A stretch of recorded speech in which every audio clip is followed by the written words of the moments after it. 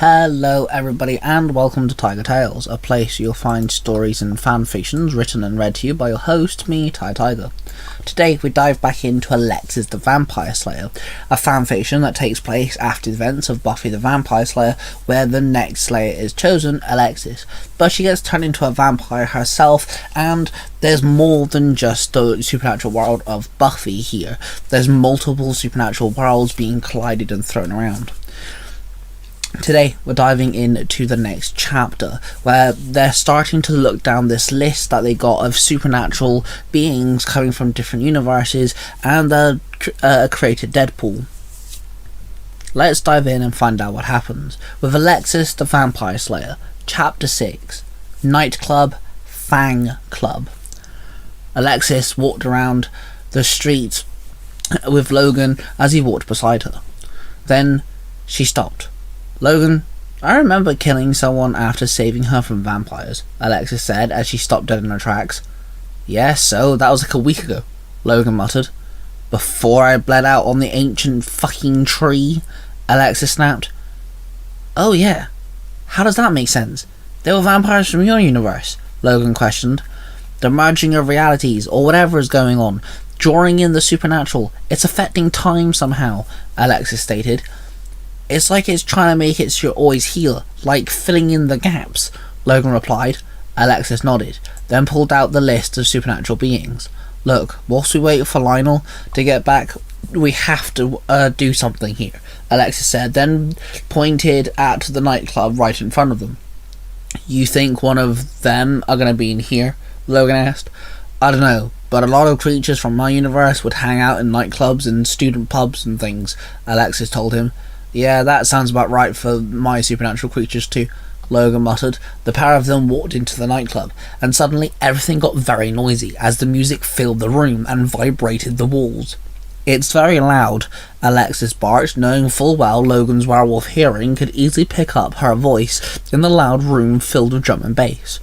"Yeah, let's split up and see if we can find anything suspicious," Logan barked back. Alexis nodded, and both of them went their separate ways. Alexis walked through the crowd. The smell of human sweat and hormones filled her nose. She could easily hear the blood flowing through their necks. She licked her dry lips and found her way to the bar. She waited in line to order herself a drink, and she gazed over the multiple small crowds when suddenly she saw a gentleman being led by a slutty woman, her eyes filled with hunger. Alexis knew that this woman was no human being. She bolted out of the line for the bar and ran after the couple into the ladies' bathroom. After pushing through the crowds, she finally made it through and barged into the bathroom and kicked open the first closed stall to find the girl with now a vampire face trying to bite the man's neck. Whoa, whoa, man, what the hell?" the guy asked drunkenly. "Sorry dude, this lady has some serious facial issues," Alexis mocked. The guy then looked at the vampire and screamed. He then stumbled over, quickly jumped to his feet, and ran out of the ladies' bathroom. "You just cost me my lunch," the girl growled. "It's like 1 o'clock in the morning," Alexis blurted. Then the vampire girl jumped at Alexis. She swung her leg round, kicking the girl into the wall. She then picked up the girl and smashed her head against the wall once more. The vampire girl then punched Alexis in the face as hard as she could, making her stumble back. The girl then dived at Alexis, shoving her into the sinks behind her.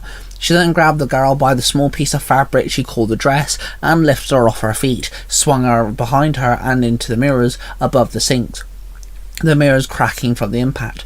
And then Alexis pulled out the stakes from her belt and stabbed the girl in the chest, the vampire girl exploding into dust all over the sink. "Damn little slut," Alexis moaned, and then she hooked the stake into her belt once more before leaving the bathrooms and re-entered the dance floor, where she then walked around the bar and waited to order her drink. Logan walked around the outside of the dance floor when suddenly two guys nudged past him. He turned around and saw the two guys turning their heads back at him. He saw their faces shift into vampire faces. Logan was filled with shock as he walked straight into another guy. Logan stumbled, then collected himself. "Sorry," Logan muttered. "Mind your step, werewolf," the guy growled. Logan watched as his face shifted and his fangs extended. "So this place is ran by vampires," Logan growled. The three vampires all dove at Logan, grabbing him, and he tried to move, but the weight and impact of the three guys sandwiching him in, and they all grabbed Logan and started to drag him off. Logan was helpless. Alexis clocked the commotion and chased after them as they walked through a long corridor and entered the back room, where Logan was thrown onto a table, and a woman all dressed in red latex walked up to Logan. Alexis hid behind a rack of wine and watched. Well, well, well. A werewolf from this universe. I'm going to taste you and find out exactly what happens when you turn into one of us, the girl explained. You want to turn me into one of you? Girl, I don't even know your name, Logan mocked. Name's Belle. I run this place, she told him. So you run a nightclub to get food, aka people? Logan stated. Yes, and you're my next meal. Belle hissed and jumped onto Logan and sat on top of him, the three gentlemen pinning him down. Alexis then ran into the centre of the room. Hands off my werewolf, Alexis called out. Who are you? Belle asked, climbing off of Logan. They call me Alexis, and I kick ass before breakfast, Alexis muttered. You smell strange, like a slayer and a vampire at the same time, Bella said awkwardly. Well, you nailed it. Alexis grinned, then she dropped into her fighting stance. Belle's face shifted into her vampire face, and she ran at Alexis. She dropped down, dodging the nail swipes, before gut-punching her in the stomach. Belle gasped in pain, then dropped to the floor. The three boys let go of Logan and ran into the fight to aid Belle. Logan jumped to his feet, his eyes turned yellow and his werewolf features growing. He then jumped off the table and ran into the battle.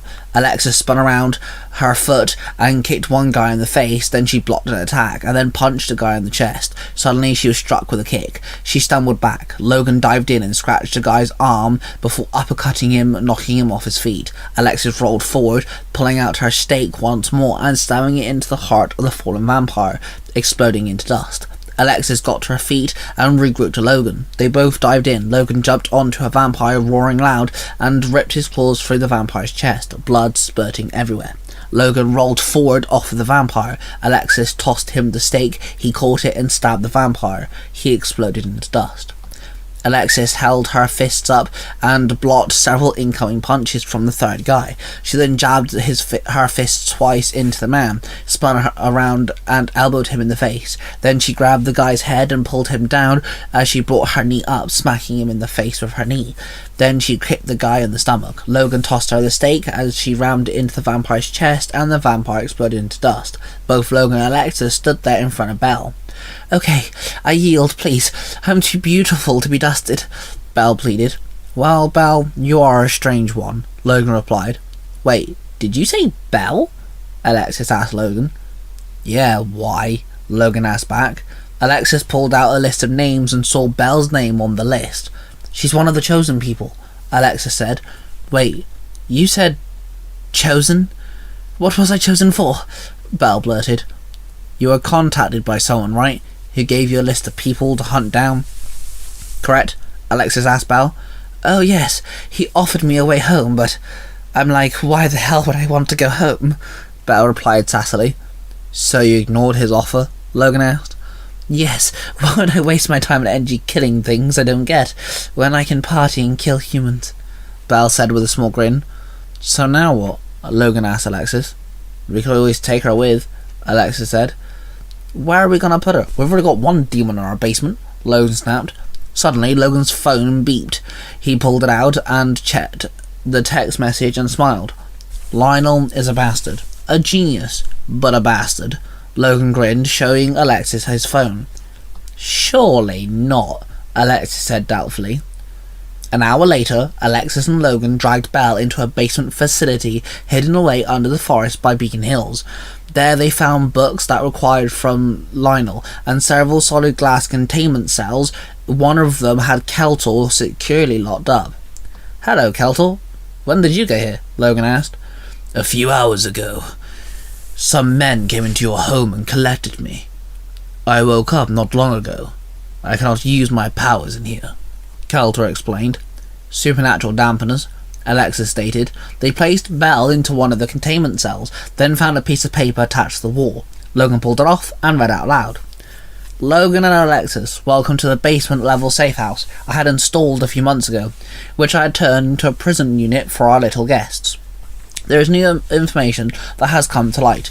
The universes are not merging, luckily, but there is now dimensional tunnels between all supernatural worlds, connecting them. These tunnels are sucking and spitting out everything supernatural related, and in the centre of it is our universe. The Deadpool, which I know you are now aware of, is made of 14 individuals left, after a few of them have already been killed. 3 of them are from this universe. One of them is, of course, Alexis. That means there are 10 more.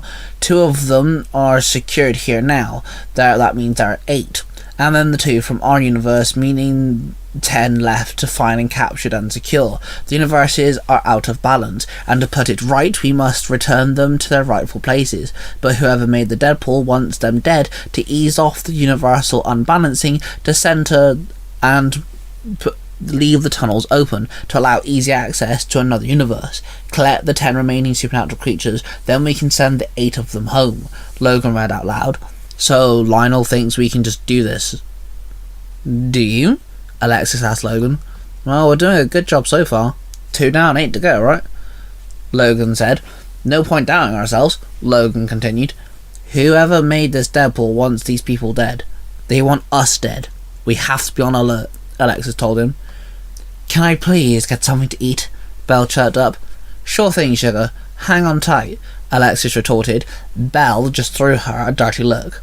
Logan and Alexis walked away from the containment cells. They left the underground safe house and headed home. They walked into the house and Logan got himself a glass of water. The fake memories, the ones implanted into my brain. It's because the universes are trying to find balance. It's hard to believe them. It's like someone's taking my memories hostage, Alexis told Logan. Try not to think about it. Come on, we better get to bed. Sun's coming up soon. I have school in a few hours, Logan told Alexis. Alexis placed the list on the fridge with a magnet, and with a pen she drew a line over Keltle's name, Belle's name, Logan's name, and her own name. 10 more to go, Alexis muttered. I will check the library for any information on the 2 from this world, Logan told her. Good idea. It's kind of a shame that there used to be more people on this list. I mean, I killed the dude with the knives the other day, Alexis said. Hey, don't worry about it, Logan muttered. Then they both went to bed. As the sun rose, Alexis fell into a deep sleep. A few hours later, Logan got himself ready and headed for school. Logan sat in his science class and a new teacher walked in. He started talking, explaining how he's the new substitute teacher, and told the class to call him Walter. Logan recognised his full name and pulled out his phone to text Alexis. Hey, are you awake? Logan texted. Yeah, why? What's up? Alexis replied. Check the list of names for me, alright? The name is Walter Kenny Jones. Logan texted back. A minute went by, and then he got a response. Yeah, he's on a list. A werewolf, Alexis texted back. Then after a few seconds, she sent another one. Why you ask? The text read. Logan quickly texted her back. He's my new science teacher, Logan replied. Then Logan looked up from his phone and saw Walter stood in front of him. Phones away, please, Walter told him. Logan nodded and shoved his phone in his pocket, then watched the werewolf stroll along the class, carrying on with his lesson. And there we have it, guys, the next chapter of Alexis the Vampire Slayer. Hope you guys have enjoyed this video.